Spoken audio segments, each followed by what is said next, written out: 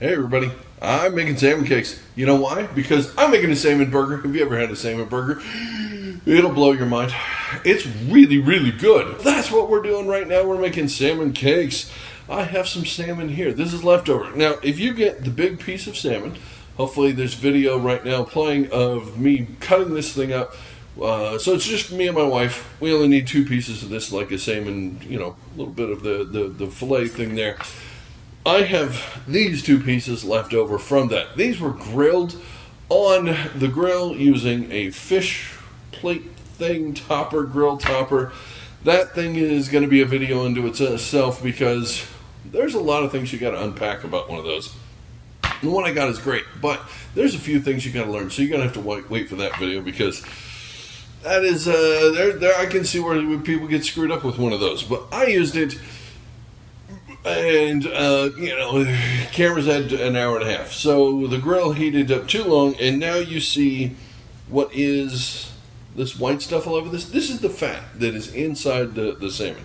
If you overheat wild-caught salmon, it has a lot more fat in it. Farm raised doesn't, and it has a different color and stuff like that. But the wild stuff, it'll tolerate a little bit more heat because it has the extra fat. But what happens is you get the fat coming out and it creates this white stuff. It's fine. It's just the fat on there. Fat is flavor. We like it. I'm not taking it off because it's going to incorporate in this whole thing. Just saying, there you go. If you're looking at this going, ooh, that looks really gross, don't cook it at such a high heat. That's the thing. The grill got to about 450. 450 in salmon, no bueno. Don't do that. 375, 400 is about max where you want to be for cooking salmon. Now you know. There's a little fun tip there. You're welcome.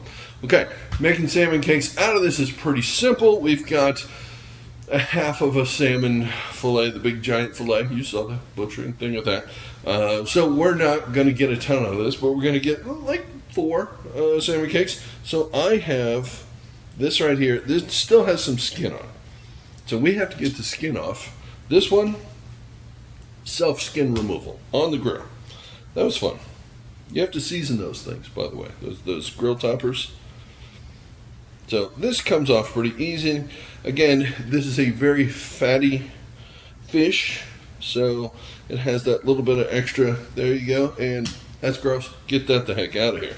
All right, so we need our knife, and we are going to chop this up into not really small pieces because you want to know you're eating salmon. So I just like to chop this kind of rough like this, and then I will go ahead and crumble this as it goes into our bowl over here.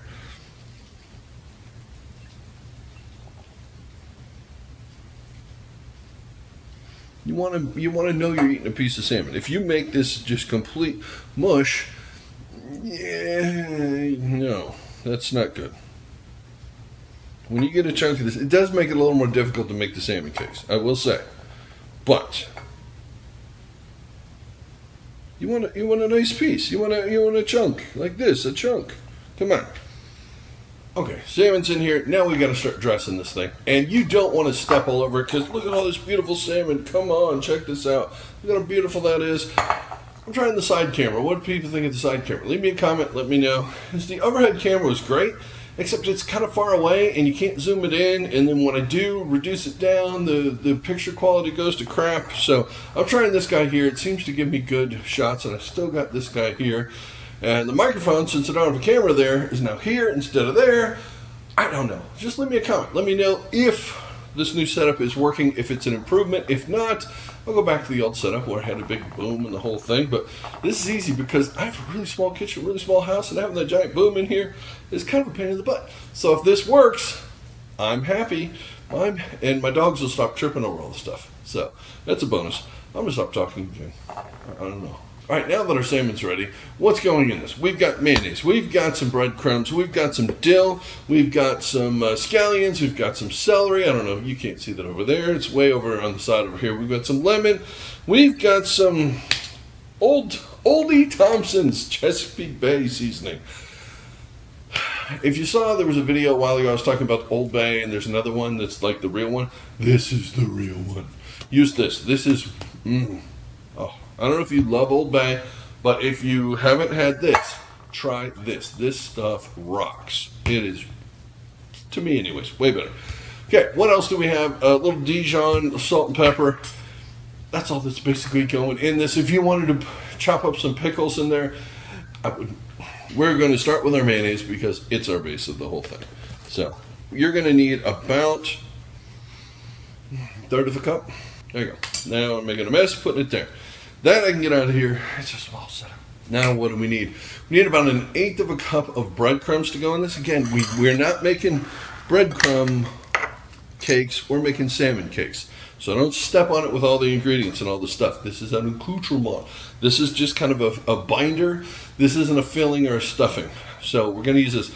And a lot of people love panko, but for this, I really prefer a plain breadcrumb, the finer breadcrumbs, because I don't want the grit inside there necessarily. I don't want to know when I'm getting the breadcrumbs. So inside, I'm going to go with about an eighth of a cup. That looks like a lot, but it isn't. I swear it's an eighth of a cup.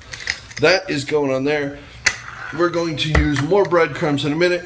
For this one, we roll them, but that's going to get us started. Now we need about a half a teaspoon of Dijon, which is not a ton. There you go. That is it. That's all we need. We need about a half a teaspoonish of dill. This is not fresh dill. If you're using fresh dill, you have to use a lot more. Fresh dill doesn't grow here. So I'm using about... dill is kind of one of the main flavors, so there, a little bit less. Let's save that amount. I kind of eyeball this, so I'm eyeballing it. But I know how much it's supposed to have, and then I adjust. The smell of the dill is so awesome with this. Okay, so we've got all that stuff. Now I've gone to my smooth voice. Apparently, it's multiple personalities day here on how to cook. We got a little salt, a little pepper. How much of each? It's not a ton. It's way less than a teaspoon, quarter teaspoon, something like that. Not a lot. I have some scallions here that are sliced up. These are kind of important to have a certain amount of texture to it. You want to know when you get it. And I've got some celery here. There's one stalk of celery and one basic shoot of scallion. The whites, the great lights, darks, everything, just not the root end. Don't put the roots in there. Come on, don't be that guy. But we got the celery, again, not minced super fine. So you know when you get a little piece of it. We're just going to add this in here the hard way because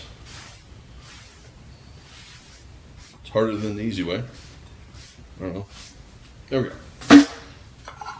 These two guys tried to get out. Perfect. Okay, we are almost at the point to start mixing this up, but we need a splash of lemon.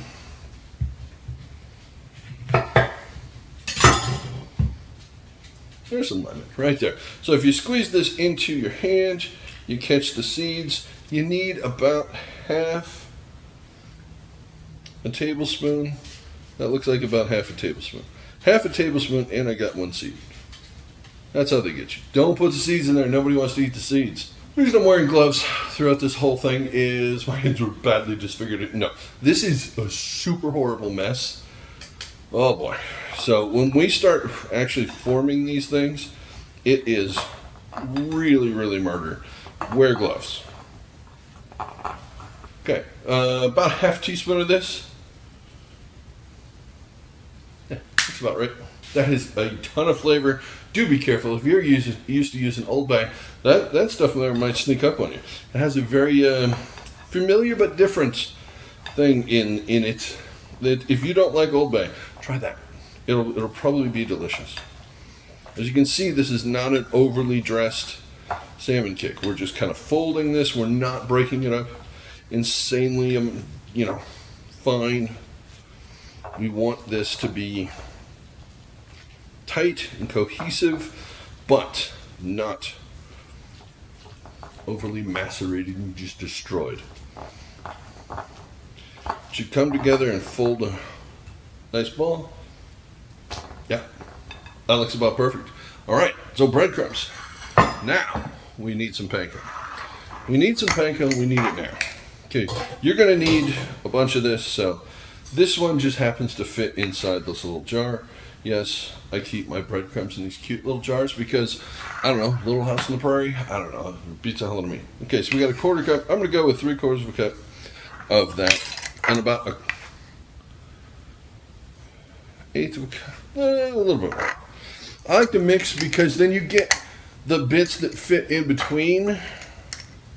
It gives it a nicer texture, at least in my opinion. Moving these. Let's give this a flip. Let's mix it up enough. Perfect. No. Okay. You can see the texture of this, the consistency. There are green onions in this. When you bite into this, you're going to know when you get a little piece of celery or a little piece of green onion.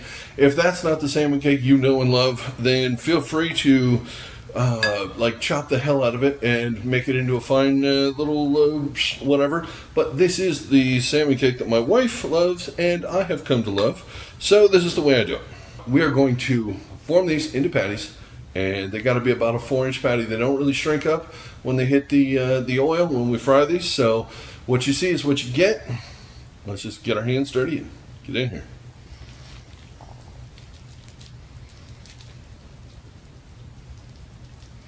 Nice ball here.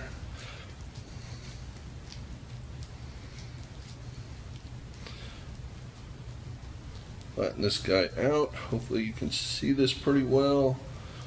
We got, you want this to have some thickness to it too. You don't want it super thin. So that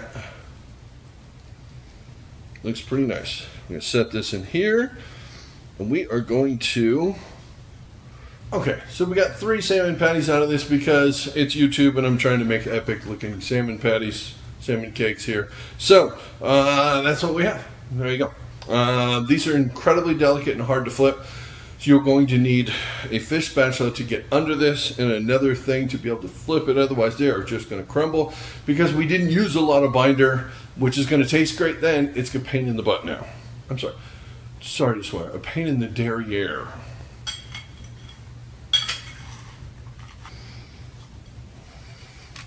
Just do it quick. Boom. Just do it quick. Okay, we have this ready to go. I'm going to pick this guy up. Hopefully it doesn't completely crumble on me because she's a big one. She's a big one. All right, I have some nonstick parchment paper. That was for like the 4 people old enough to remember that. Okay, I'm going to just do the rest of these real quick. And this is the hard part. I may need to add more breadcrumbs to this because we're using a lot. Whatever doesn't get used is just sitting underneath there because we're scooping it up with this. I'm just going to keep going. Always start with enough breadcrumbs. I just doubled it. So use a lot. Whatever you don't use, you can always throw away. All right. These are stuck to the bowl. This is going to be a little tricky. We're just going to slide these off the side of the bowl and get them in here, get them coated, get them fried. Next time we see you, I'll be frying. We have to be pretty careful cooking this because it's a little delicate. We've got our oil here at about 375. You're going to cook it about 1.5 to 2 minutes. You got to be very careful flipping these because they are delicate. And if you ever get a spot, like you can see there's a light spot on there, that's because it wasn't touching the bottom and it gets like a steam pocket in there. And it doesn't fully crisp up nice. You just grab a bent spoon, flip the oil up on it, and it'll finish cooking that off. It's a neat little trick. Now let's just pull this thing, drain it, and we have ourselves a salmon cake, which we're going to turn into a salmon burger. If you're just here for the salmon cake portion of this, congratulations, they're done. That's it. Serve this with a little tartar sauce, squeeze a lemon on it, a nice frisee salad, something like that. This is delicious. They're amazing. They're fun as heck. If you want to see how to make a salmon burger, you got to stick around. But for those of you leaving, thanks for watching. And hopefully you want to see some other stuff, or you want to see the whole video because I'm so entertaining. No. Okay. Well, I get it. If you're here for the salmon cakes, boom, there you go. Video complete. Thanks you, and I'll see you on the next one. If you're here for the burger, stick around. Okay, so it's time to assemble the salmon burger here. Fish burger, whatever you want to call it. Just don't call me late for lunch or dinner, wherever you're serving this, because this thing's delicious. Seriously, who had salmon burger on their how to cook bingo card? Anybody? Anybody? No, I didn't think so. Okay, so we are going to make a special thing for this because this is special. We're not putting cheese on it because cheese and fish. There you go. So I need to have something that's creamy and bold, has a lot of flavor, a little bit of tang to it, and something really awesome. I'm doing a lemon garlic aioli. Why not? Why wouldn't I? Come on. So what we have is some mayonnaise. Okay, I know it's not a real aioli unless you make the egg yolks and you whip it for the... Come on. Have you met the internet lately? This is considered an aioli now. I know traditionally this is not how your grandmother made it. She's not with us anymore, is she? No, because any grandmother that used to make this the old-fashioned way is no longer with us. All right, now we need, this is what I call Jarlic. If you see in a description or a recipe, Jarlic, this is what I mean. It's the little jars of garlic minced up and the whole thing. This is the store brand. You can get the other stuff, whatever it is. Minced is better than chopped. Chopped is very big. I used the spoon. I'm supposed to use this and that, so I'm going to use whatever. I use what's first at hand. You don't need a lot of this. That's kind of a lot. This is a little bit more potent as far as flavor goes because it's already sitting in the juices and they've already come out and it's got all that on it. But it's kind of that mellowed out flavor, so I like using it for something like this. Obviously, it's very limited in its appeal because it's garlic. You can't really cook with that. You put that in a pan, it burns almost instantly. So in something like this where we're not cooking it, it's perfect. I've got a quarter of a lemon, and I'm just going to squeeze in about that much right there. Lemon garlic aioli. Seriously, it's that simple. A little pepper in this is fantastic. I'm going to get some. I'm glad I remembered because this is fantastic. Not a lot, just a little bit of black pepper in there. You can put a little dill in this if you wanted to, but then it becomes a lemon pepper dill aioli, and we have to draw the line someplace. So lemon, pepper, garlic is enough. You throw too many things in there, you're just like, why don't I put some parm in it? Shut up. Okay, there we go. That's fantastic. Oh, I love this. It has that nice tartness of the lemon, that little bit of kick from the garlic, the creaminess of the mayonnaise, and pepper, which does pepper things. It's perfect. It's incredible. That'll help fix the dishwasher later. All right, let's make a burger. Come on. So we have our salmon patty right here, salmon cake. I have some tomato that I tried to shave really thin, and the knife. The plastic cutting boards are great because you can and everything, but they do slide on you, and when they do, life does this. Tomato goes, nah, what are you going to do? Come on, sue me. It still tastes fine. All right, so we have our lightly toasted wheat bun. We have a whole wheat bun. We've got the salmon cake. We've got the shaved iceberg lettuce. Shaved iceberg lettuce. I know it's really weird if you want to use something different. Use that, but I really love shaving it for this because it kind of picks up the flavors. A piece of whole leaf lettuce kind of overpowers a little bit. So I don't like that. Pickles. Pickles. You got to have pickles on this because it's fish. We're not using the tartar sauce, so there's no pickles. I'm putting these in the bottom, and yes, I'm not putting any of our beautiful thing. No, I'm not doing it. It's not happening. That's not a thing yet because I'm doing this, and it's going straight on that, and then this goes here. What? Again, we're not using cheese, so we're using this kind of as our cheesy layer. Trust me, it works, folks. We're not putting it on the buns. We're not doing that. And we've got some tomato going down on here. If you don't like tomato, you could always not use tomato.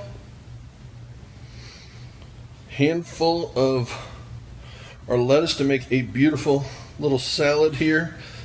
Top that with a top bun. And she's a salmon burger a la Bill. There you go. This thing is awesome. I'm going to take a thumbnail real fast. Be back in a second. Then we're digging into this thing. Oh, yeah, we are. Oh, now who's excited? I'm excited. You're excited. We're going to dig into this thing because salmon burger. I know, it's a little weird.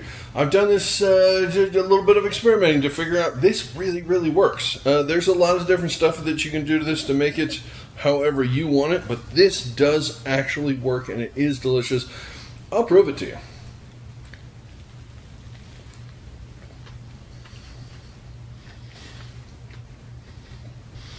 Okay, I need another bite. Sorry, hang on.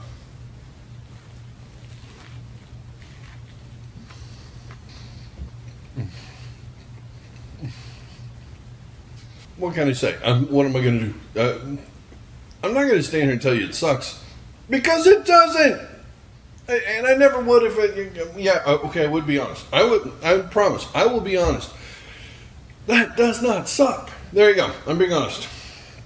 Oh, that lemon garlic aioli is so good with this. It's got that wonderful creamy tang to it, and you don't miss cheese, because cheese is weird with fish. I know this is breaded, and you could probably get away with it. To the cheese people out there, great. Don't put American on it. It's got to be Swiss or provolone or Havarti or something like that. Something with some funk to it. Something with a little kick. That would be good if you had to. If you have to, just try it without it. The pickles underneath are great. They just kind of dance underneath your tongue. You get that little bit, and then whoop, that little tartness there. I love pickles on things. What can I say? The wheat bun. Okay, if you don't like wheat buns, use a potato bun, use a brioche bun, something like that. That is perfectly fine. But the wheat kind of adds to the whole aura of this. With it being toasted and buttered and everything, it's got a certain richness to it. That's why we didn't need to really dress it. There's a lot of butter on that bun. And as we saw from the Butter Burger episode, the butter is its own condiment. So if you put enough on there and don't cook the hell out of the bun, it's delicious and amazing. You can see this thing oozing like crazy.